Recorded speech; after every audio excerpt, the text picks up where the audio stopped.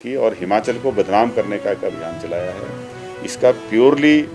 एक उद्देश्य है, राजनीतिक तौर पे लोगों को गुमराह करके भाजपा वोट ऐंठना चाहती है और उसी उद्देश्य से किया जा रहा है। इससे बड़ी शर्मनाक बात कुछ नहीं हो सकती कि हिमाचल प्रदेश के भाजपा नेता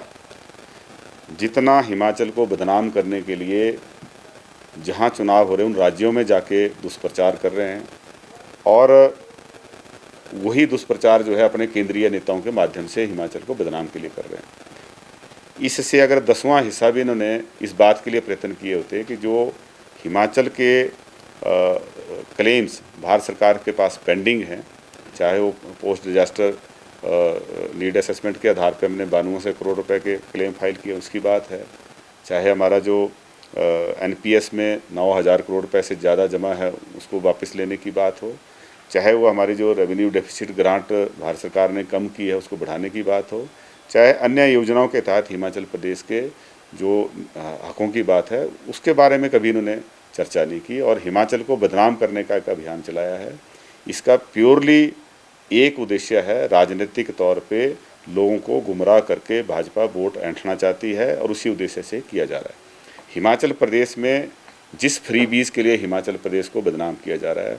हमने जो अपनी 5 गारंटियाँ पूरी की है, जितना उसके ऊपर खर्चा आ रहा है उससे ज़्यादा हमने रिसोर्स मोबिलाइजेशन पिछले 2 सालों में की है और जिसका दुष्प्रभाव हमारी आर्थिक स्थिति पे ज़्यादा पड़ा है वो भारतीय जनता पार्टी की जो मिसमैनेजमेंट थी, फाइनेंशियल मिसमैनेजमेंट थी, उसकी वजह से पड़ा है।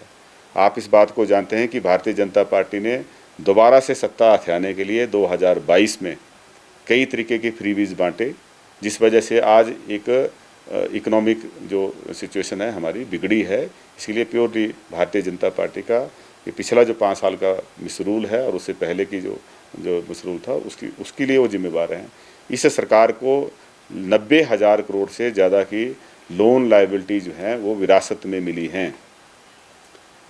ये जो सरकार अभी चली है, ये जो वर्तमान सरकार आदरणीय मुख्यमंत्री सुखविंदर सिंह सुक्खू जी के नेतृत्व में चली है, इसके द्वारा क्रिएट की गई लायबिलिटीज़ नहीं हैं। ये पुरानी लायबिलिटीज़ हमें विरासत में मिली है, हम उस लायबिलिटी को भी निभा रहे हैं और साथ में जहाँ जहाँ कोर्स करेक्शन की जरूरत है उसको अपनाते हुए आगे बढ़ रहे हैं और हिमाचल के चहुमुखी विकास को सुनिश्चित कर रहे हैं। लेकिन भारतीय जनता पार्टी के उन नेताओं को शर्म आनी चाहिए जो हिमाचल प्रदेश को खुद भी बदनाम कर रहे हैं और अपने केंद्रीय नेताओं के माध्यम से भी हिमाचल की बदनामी करा रहे हैं।